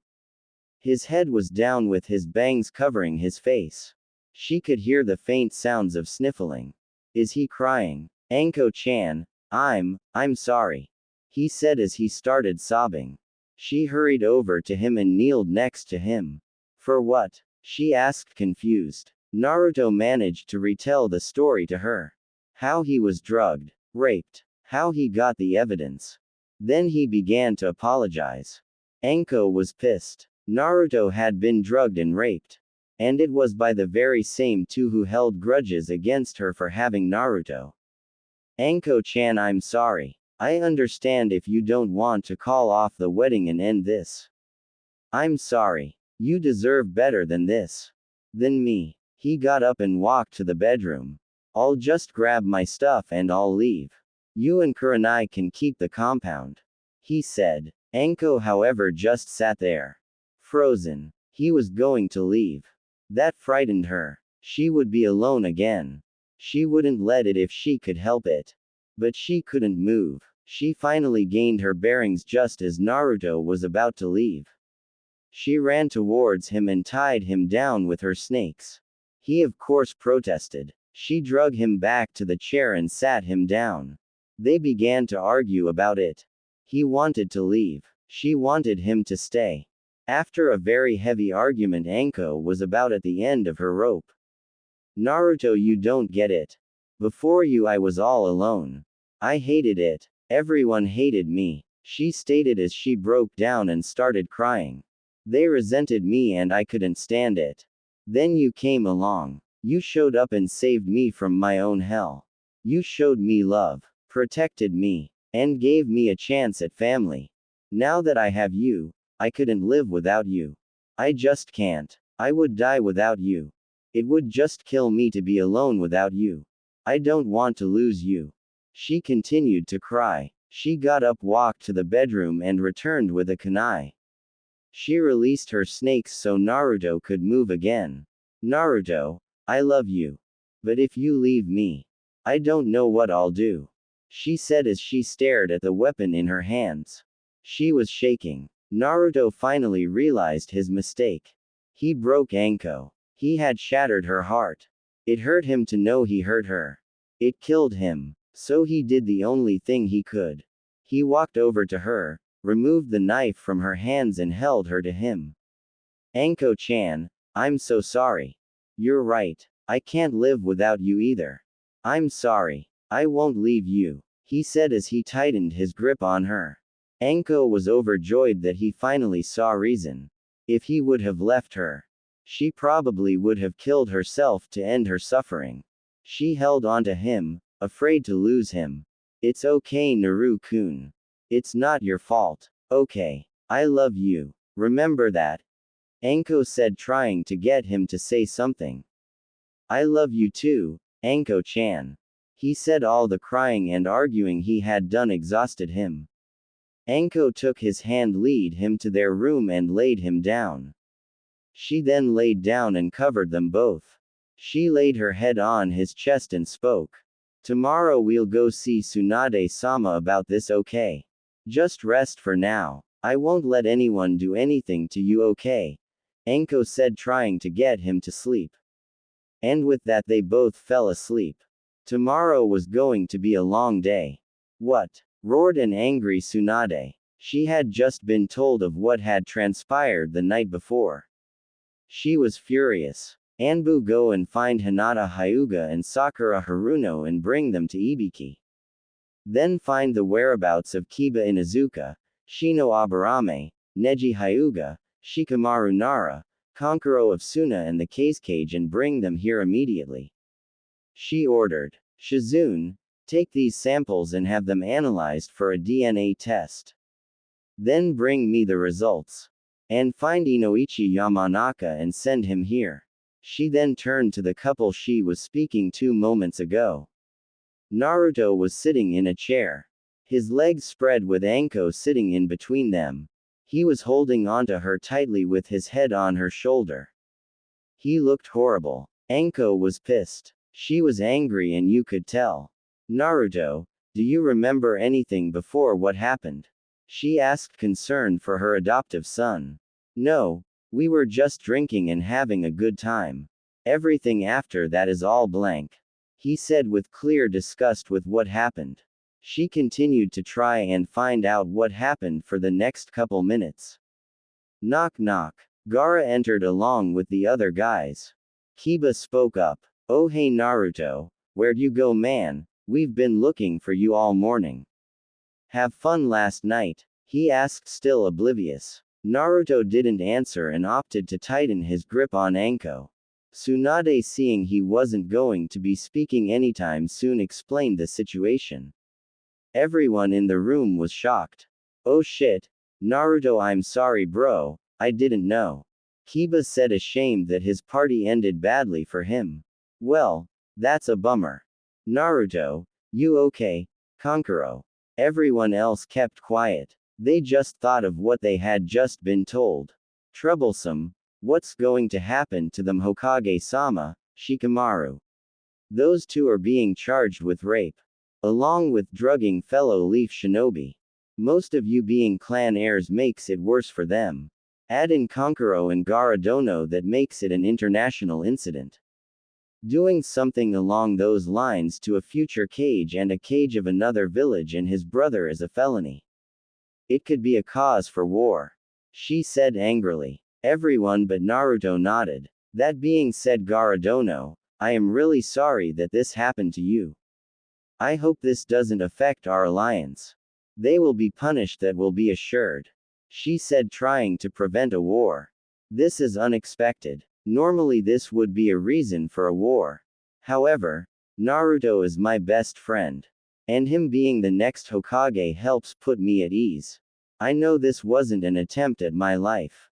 Therefore no reason for war. As long as they are punished and Naruto is okay, we still have an alliance. And hopefully nothing else will happen to disrupt to what is supposed to be the wedding of the century. All is good. He said with an emotionless voice. However, those who knew him like Naruto, Shika and Kankuro knew he was furious about this attempt at destroying Naruto's happiness. Tsunade just sighed in relief. Then Shizune returned with the results of the test and Anouchi in tow. Here you go, Tsunade-sama. She stated before turning and kneeling next to Naruto. She then gave him a comforting hug. Anko was slightly angry but understood. She was like Naruto's sister. Naruto-kun, are you okay? She asked as she tried to comfort him in a sisterly way. Yeah, he said in a trembling voice. Thanks, Shizune-nichan. Hokage-sama, you summoned me. Anouchi asked, already having a clue at what he was here for. Tsunade handed him a folder and said, complete this immediately. In a tone that dared him to defy her. Hi, he replied, then left. When did she dismiss everyone but Naruto, Anko, and Gaara? Mostly because she couldn't force him to leave. Gaara was first to speak. Anko-san, I assume that this didn't destroy your wedding? He asked. No, we are still getting married. This just sort of complicated things.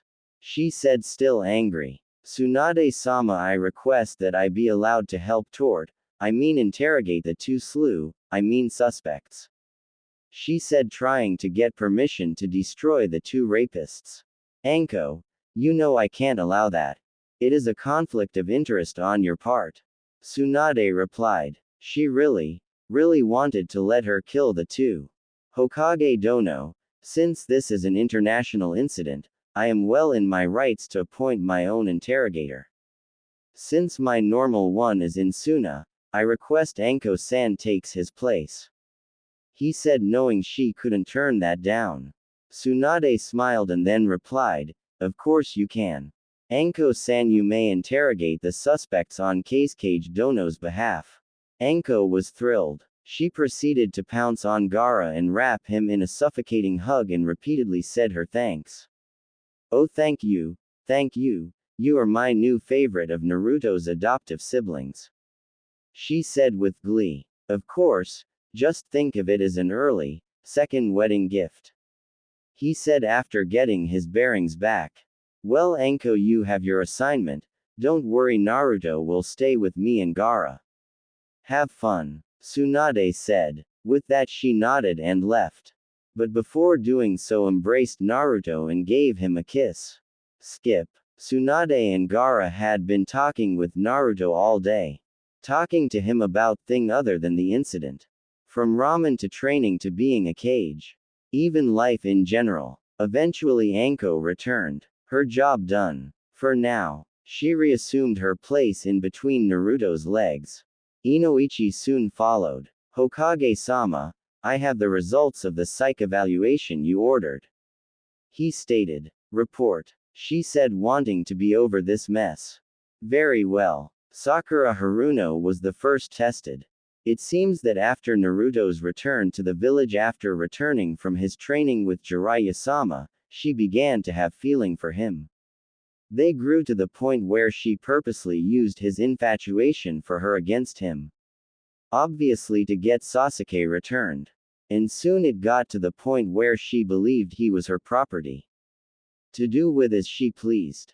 Often thinking that after pummeling him to a pulp or degrading him, that she was allowed since she owned him and it was her right to do so.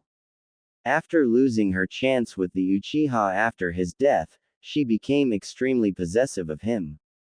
Since he belonged to him, she tried to keep him away from other females. She then, after confronting Anko-san, developed the plan that initiated this whole ordeal. She was going to use the video she was recording to break the marriage. Then kill Hinata during the process. Thus leaving no competition for Naruto. He said. Everyone was quite disturbed with that information. Tsunade gave a nod for him to continue. Hinata Hyuga is far worse. This began during their academy days. It started off as a simple crush. It developed to infatuation, then to obsession. Thus leading to her stalking him. With her Byakugan it was relatively easy. She actually believed that they were in love. Only that Naruto didn't know it yet. After her confession, during Pain's invasion, she believed them to be an official couple. After the war she was furious at the development between Naruto and Anko-san. Although she believed that this was just a heartless joke to amuse himself. To build up Anko's hopes at love. Then sleep with her. And excuse me for this, Anko-san, these are her words not mine, like a common whore. Then break her heart. She thought this was to entertain himself. When he rejected her she agreed to Sakura's plan. Although, she was planning on using that to get pregnant. To split Anko and Naruto. And even if he still rejected her, she still had a piece of him. She also thought of killing Sakura during the raping. And would have if Naruto hadn't woken up. However, there is more. Since she was obsessed with him, she was willing to do anything to get him. Even killing to open up a path to him. Anko-san being the main competition. She even developed a hit list of any and all competition that she was willing to kill to get to him. The list was shocking. He said. List. Anko asked. Yes, you were on top, for obvious reasons. There was also Sakura. The list actually included the following people. Princess Koyuki of Snow, the daimyo of Vegetable Country, Sume Inuzuka, Hana Inuzuka, my own daughter Ino, her sister Hanabi, her own sensei Kurenai, Shizune, Tsunade-sama, the Mizukage, the two Kumo Kunoichi he met during the war, Samui and Karui Tenten, the priestess Shion and all other possible competition. She even knew each and every one of yours and the rest's daily routines. She knew exactly when to strike when these women were most vulnerable to ensure a kill. She would even go as far as to kill Naruto himself. She is clearly insane. He finished. That shocked everyone. Tsunade, Shizune, and Anko were both disturbed to know that she knew what they did on a day-to-day basis. Naruto was concerned not only for his Anko-chan, but for everyone except Sakura, that she may have harmed them to have him. I see. Well then, the only matter that needs to be solved is the rest of your mission and their punishment. She stated. Anouchi nodded, walked over to Naruto. Naruto, I'm going to wipe your memory of this whole event, okay? As far as you will remember it as the day before the bachelor party, okay? He said. Naruto nodded and Inoichi went through hand seals. When he was finished he placed his hand on Naruto's forehead. He sat there for a second before coming out of his trance. Hey, everyone, what's up? He asked with his normal grin. Nothing, Naru-kun. Nothing at all. Anko said, happy he didn't have to live with that memory anymore. Anko, will you take Naruto home? We have important things to discuss. Tsunade said to Anko. Anko got the hidden message and took him home. So Hokage-sama, what needs to be done about the two? Inoichi asked. Sigh, well, they are insane and highly dangerous to anyone around them. Have them executed. And tell Naruto if he asks that I sent them on a mission and they were killed. He is not to know about this. She said. Inoichi nodded before going to tell Ibiki their new orders. With Naruto and Anko. Hey, Anko-chan. Naruto. She asked as she laid her head his chest. I can't wait. Can you? I mean, we are going to be married in 2 weeks. He stated proudly. Yanaru-kun, I can't wait. She replied with a smile. Today was the big day. Naruto was thrilled. He thought back to the previous week's events. When he and Anko weren't planning, they did their own thing. Naruto trained, according to Tsunade. This was more of him just going through paperwork so she could drink. Anko, well, she went to work more often. She came back happier than normal.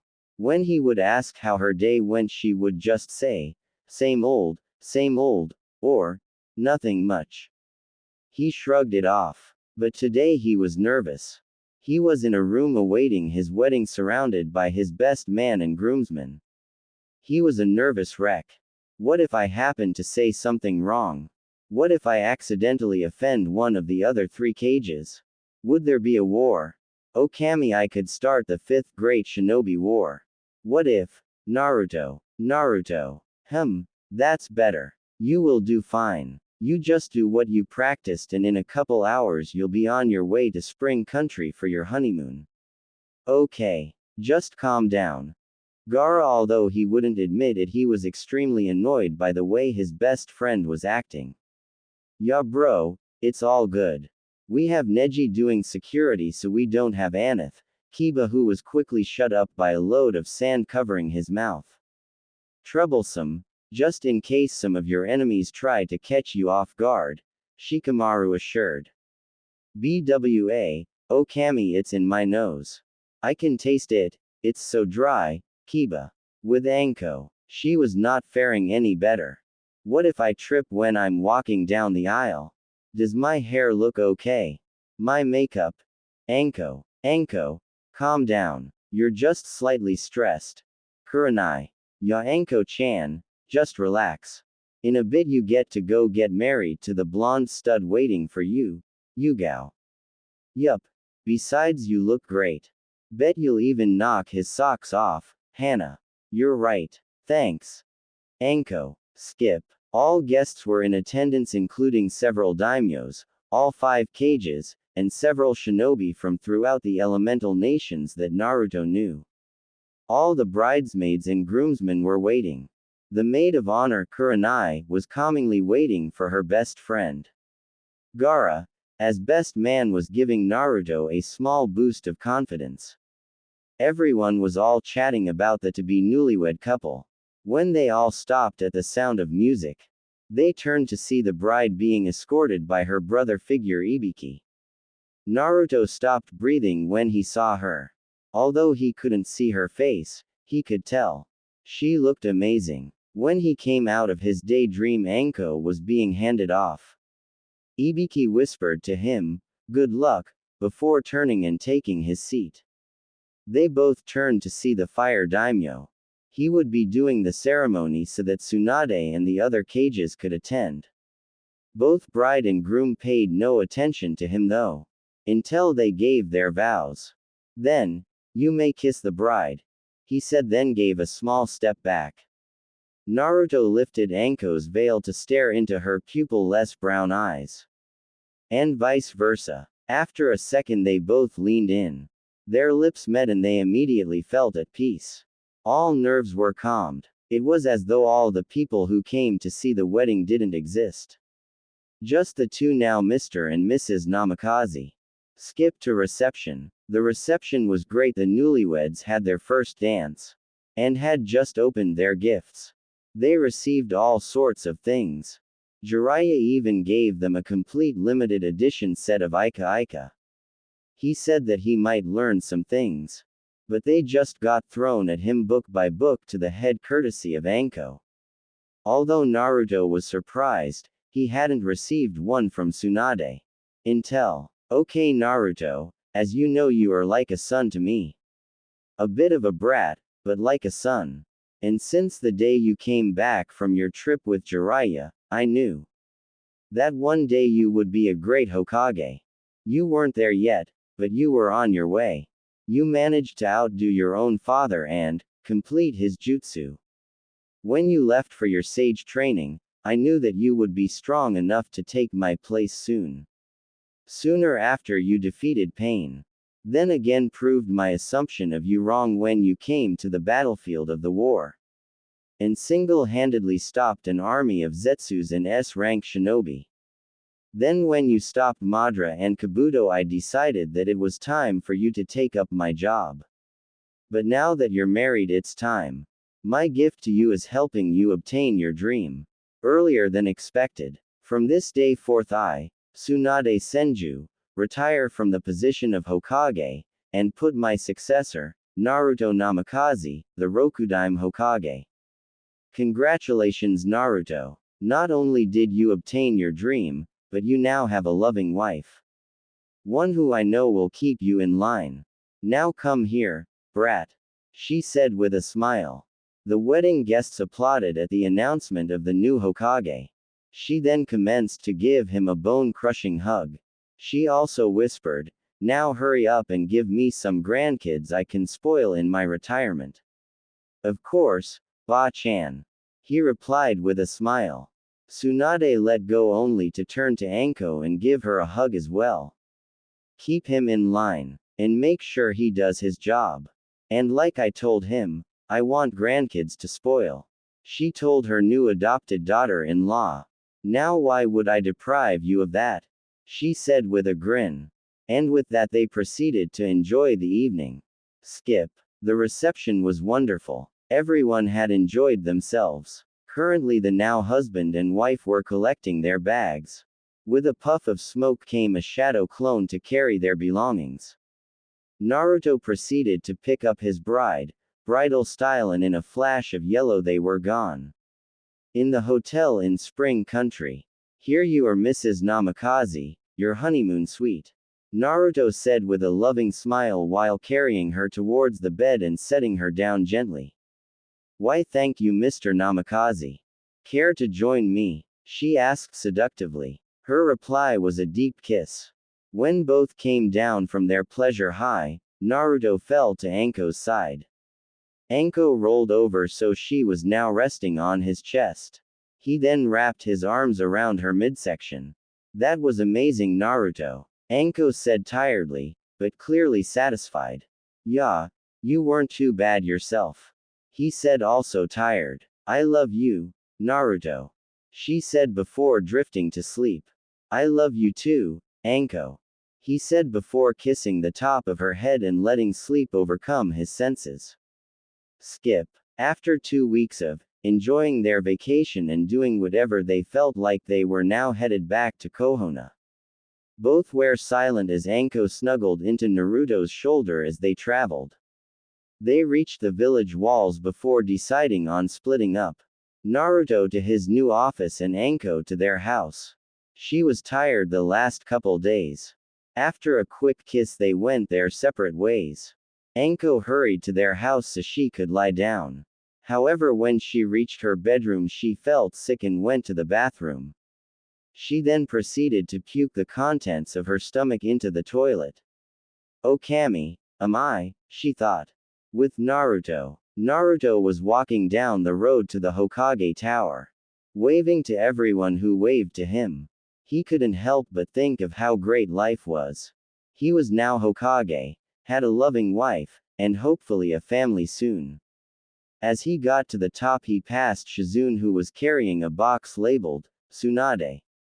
It was mostly bottles of sake. "Hello Naruto-sama, how are you today?" she asked in a happy tone. "Shizune Nichan, please no formalities." "No sama, from you okay?" he ordered, asked. "Of course Naruto-kun," she said smiling. At that moment Tsunade exited his office. "Ah Ba-chan, how are you?" Naruto asked. Fine brat, you ready for your new duty as Cage? She asked with an evil smirk. Oh, how she waited to see him crumble under the ultimate undefeatable enemy known as paperwork.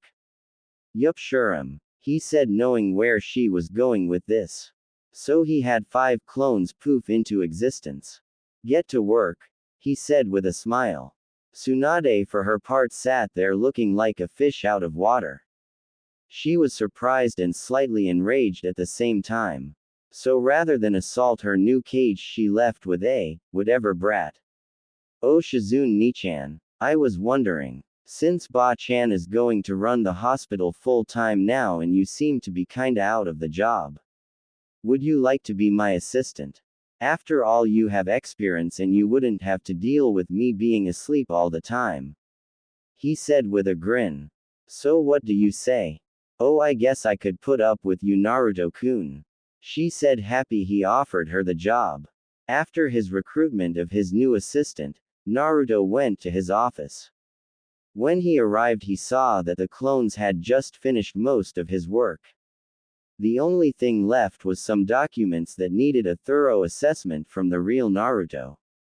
So he decided to get to work. However, halfway through he received a knock at his door. After allowing entry to his visitor, he was nearly done. Ah, hello, Shizune Nichan, what can I do for you? He asked. He was curious as to why she was here. He did give her the day off. Ah, I just wanted to see how your first day was going, Naruto-sama. She said with a smile. There was a hidden message in her smile. I know something you don't know smile. Well, it's been great, my paperwork is now finished for the day. So how is your day off going? He asked, trying to find out this secret. Oh, it was great, but I did have an interesting day when I was helping Tsunade-sama at the hospital though. She said, trying to keep her secret, a secret. Oh, anything you would like to share? He asked, still trying to figure out what was going on. Nothing, Naruto-sama. Wouldn't want to break doctor-patient confidentiality now, would we? She said, trying to get him of the subject. Naruto just shrugged it off. Well, okay, if there isn't anything else, I'll see you tomorrow, Ne-chan. He said as Shizune left. However, seconds after the door shut, another knock came. He allowed entry and was surprised again at the person entering. It was Anko. She had on a smile. Kami, how he loved that smile. He got up and gave her a kiss and a loving embrace. He then brought her to the window of his office and embraced her from behind. And what do I owe the pleasure of seeing you here today, Mrs. Namikaze? He asked lovingly. Well, Naruto, I have great news. But maybe you should sit down. She said. Naruto was still oblivious. After sitting Anko down in his desk chair, he pulled one up for himself. He then gave her his full attention. Naruto, I'm pregnant, she said, expecting him to faint. However, he sat there in thought as a huge smile made itself known on his face. He then moved to pick her up, sit himself in his chair with Anko in his lap. Anko-chan, that's wonderful. We get to have a family. And you get to be a mother. This is great, he said, excited. And you get to be a father. She said, happy he didn't faint or get nervous. Well, this calls for a celebration. Anbu, he stated as 4 of his personal Anbu arrived. One had a dog mask. It was Kakashi. He was reinstated per his request so he could be Naruto's personal Anbu. He was wanted to make sure that he and his new wife were safe. So he chose reinstatement. The second wore an eagle mask. It was Neji. After the bachelor party incident and him being commissioned during the wedding by the Cage, he was offered a position into Anbu. Tenten beat him until he accepted. After joining, he was asked to join his personal Anbu by the Anbu commander. Him having the Byakugan and being close to the Hokage made the job easier. The third wore a deer mask. It was Shikamaru. He personally thought it was too troublesome to be in Anbu. But he wasn't going to be just any Anbu, but the Hokage's personal Anbu. After some thought, he realized. Life was never boring around Naruto. So he accepted. Finally, the last one had a bug mask. Shino had accepted the offer with little thought. It was logical to be of service to his friend and Cage, after all. Will you four gather my friends and those I consider family and have them meet at Ichiraku's? He ordered. With that, they left to accomplish their tasks. Well, Anko-chan, let's go, we have news to deliver. He said as he took her hand and led her to their destination. Skip. Everyone was now waiting for the Hokage and his wife to show up. Kakashi, Shikamaru, Neji, and Shino also arrived. But not in Anbu attire. They, along with Tsunade and Shizune, knew what the couple wanted to announce. The two women were ecstatic. Tsunade would be getting a grandchild to spoil. And Shizune would get to be an aunt. Everyone else in the room had no clue as to what was going on. Kiba and Shino went to see how their old sensei Kurenai was faring. Little Asuma was on his 5th bowl of ramen. To which Kurenai was angry and astounded. Team 10 was talking to one another. While Neji and Tenten listened to Flames of Youth from Guy and Lee. Kakashi was talking to Ibiki. And Chuki and Ayami were watching little Asuma drain bowl after bowl. Honestly, if they didn't know any better, everyone in the room would assume the 2-year-old was Naruto and Kurenai's kid. Then everyone heard the familiar noise of the door opening. Ichiraku's went under renovations ordered by the Rokudime to become a larger restaurant.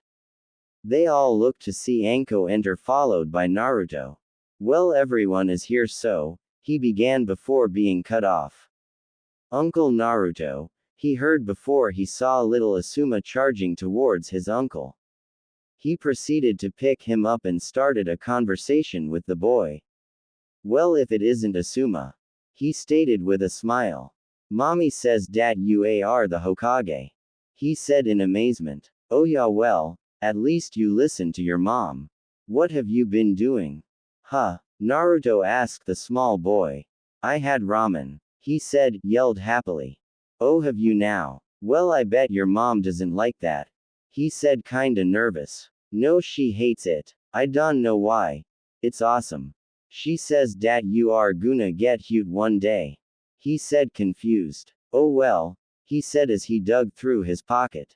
He retrieved a small amount of money and handed it to him. Go give this to her, okay? He said as he set him down. When he did, Asuma took off towards his mother. Everyone smiled at the two. They thought the small interaction was cute. For Kurenai, though, it just made her somewhat sad and jealous. As I was saying, we have an announcement. He said proudly. Anko-chan, would you like to do the honors? He got a nod. We're gonna have a baby. She said happily. All around the room everyone was happy for the two. But then the words settled into their heads. Naruto plus Anko equals baby equals OMFG. That kid would be a ramen-loving, dango-eating, hyperactive, maybe sadistic, kind-hearted, thick-skulled child. Herschel would have huge reserves. Never be tired from godly stamina. Possibly frightening or a prank master. She would be kind-hearted, that would be certain. But would be a total disaster to try and raise easily. No one in the crowd wanted to babysit for quite a while. Well, except Tsunade and Shizune. Possibly Ibiki. He could torture someone with a hyperactive loud-mouthed child. The possibilities. Then another thought crossed their minds.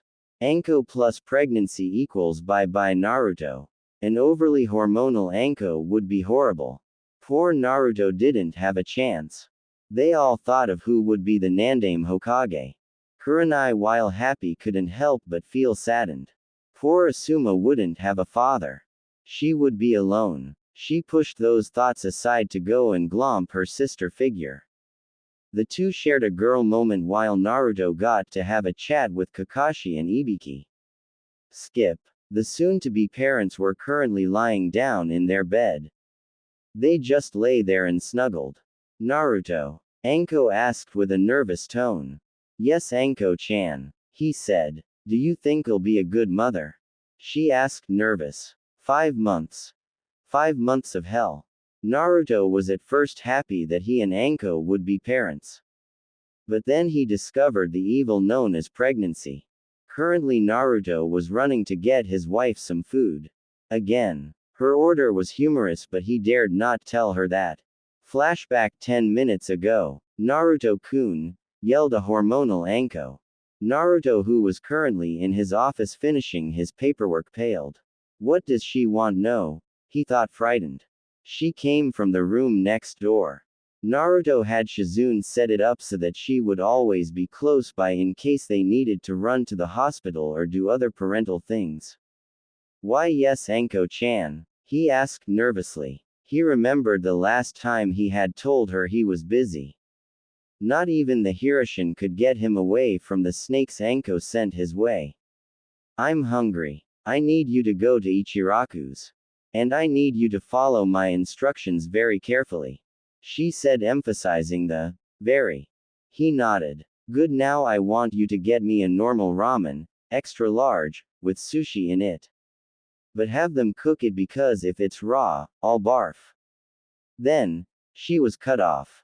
Why don't I just get you a seafood ramen? Naruto deadpanned. His reply was a glare that said, don't get smart with me. Never mind, continue. He said, scared. Good. Then add a lobster claw, crab legs, and then go to the dango shop and get me my usual. Add 4 sticks of dango to the ramen, then come back. Okay. Thank you. And with that, Naruto left for the billionth time to go get Anko a strange meal. Flashback end. Naruto just arrived at Ichiraku's. He found Tsuki and told him of Anko's odd order. Cooked sushi. That was a laugh. He sent a clone to the dango shop. It was easier on him. One that he wouldn't have to make 2 trips. 2 so Anko could eat and then take a nap. It was better when she was full and well rested. Skip. Oh. Gimme. Anko said childishly while stretching her arms out much like a small child would. Naruto had been told many times by his friends and comrades that when he ate ramen it was extremely fast. That it was like watching Might Guy run without weights. But not even he could follow Anko as she proceeded to inhale her food. She was done before he even reached his desk and sat down. Ah, that hit the spot.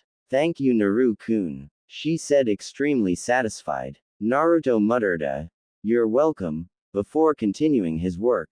He was stopped when Anko asked. Naru-kun, I was thinking. Can we get me a cot or something? She asked. Naruto looked up at his wife and blinked. He was confused at her new thought. And why, Anko-chan, would we do that? You have our bed at home and a room next door that you can use whenever. He said. Well, it gets lonely in there. Shizune-chan comes in occasionally, but I don't like it. If we got me a cot, I could set it up in here. I wouldn't have to tire myself getting up to find you or Shizune. And I would get to spend all day with my Naru-kun. She said sweetly. Naruto thought of the ups and downs to this. But he took too long. As Anko burst into tears. Never mind, Naruto, if you don't want to be around me, just say it. Don't make up some excuse. Am I not what you wanted? Am I not pretty? She sobbed hysterically. Naruto opened his mouth to retort, but never got the chance. Naruto, if you're cheating on me, I'll make you wish you never got me pregnant. She roared. She was now angry. Damn hormones, he thought. Of course not. I would never cheat on you, Anko. And you are just as beautiful as the day I met you. To answer your question, yes, you can stay in here with me. He said, trying to calm her down. Yay, my Naru-kun loves me. He wants to spend time with his Anko-chan. She said slightly childishly. Troublesome hormones, he and one of his Anbu thought. Dog, he exclaimed. Said Anbu appeared kneeling before him. Please go find me a cot for Anko-chan. Put it on my account. He said to please his wife. Hi, he stated before disappearing. Skip. Naruto was currently helping Anko up to their room so she could sleep. He wasn't tired but had some work to do. He got Anko settled and went to the kitchen. Before he made it there, he heard the sound of glass breaking. He got into a defensive stance and stealthily entered the kitchen. He got over his fear as he saw Kurenai sweeping up a broken dish. She had long ago moved her and Asuma into the main house to help out Anko with her pregnancy. And Naruto. He may not have survived some of the things Anko threw his way if not for her diffusing some difficult situations. "Oh Kurenai-chan, it's only you," he said with a smile. "Oops, sorry Naruto-kun. Where did Anko-chan go?" she wondered. "Oh, she's asleep," he stated. "Would you mind helping me with some of this paperwork? I normally get it done early but today was unexpected," he asked her. "Of course," she answered. The two then proceeded to clean up the broken glass, then go to the living room to finish Naruto's work. It didn't take long between the two of them. But when they got done, they decided to talk and catch up. They didn't get to see each other much after Naruto's promotion. They talked about missions, training, even life itself. Then Kurenai got depressed. They somehow got on the topic of Asuma. She tried her best but couldn't hold back tears. "It's so lonely. Having little Asuma doesn't help. I love him to death, but it's hard knowing he doesn't have a father.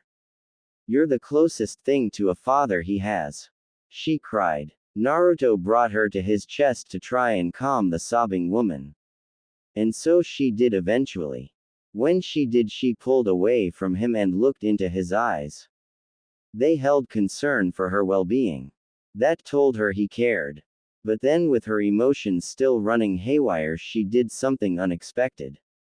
She leaned forward and kissed him. She held his head in place with her arms around his neck. Naruto's eyes went wide. He couldn't get out of her embrace. Soon she pulled back and had a look of bliss on her face. Then she realized what she had done. "Oh Kami. Naruto, I'm so sorry. Please forgive me. Don't think less of me," she pleaded, almost on the verge of tears that he might be angry with her. He stayed silent, trying to sort out what just happened. "Naruto, please talk to me. I'm sorry. I was in a very distressed place. When you comforted me, I just. She couldn't finish her sentence as tears spilled out of her ruby eyes. "Kurenai, I forgive you, but we have to tell Anko-chan. You know it will cause problems if we don't," he stated as calmly as possible. He was still trying to make sense of this. "Naruto, please don't tell her," she said desperately. He went to retort but was cut off. "I will tell her. It was my fault, not yours. I will take account for my actions. Just please don't tell her," she pleaded with him till she got a nod in response. Kurenai, looking at the clock on the wall, saw that they had been up all night talking. The sun was coming up. Naruto would be heading for work and Anko would need to get up to go with him. "I'll go wake her and tell her now," she said, slightly scared at what her sister might say or do to her. She got up and went to Naruto and Anko's bedroom. She opened the door to see Anko still asleep. She went over and sat on the bed and gently shook her awake.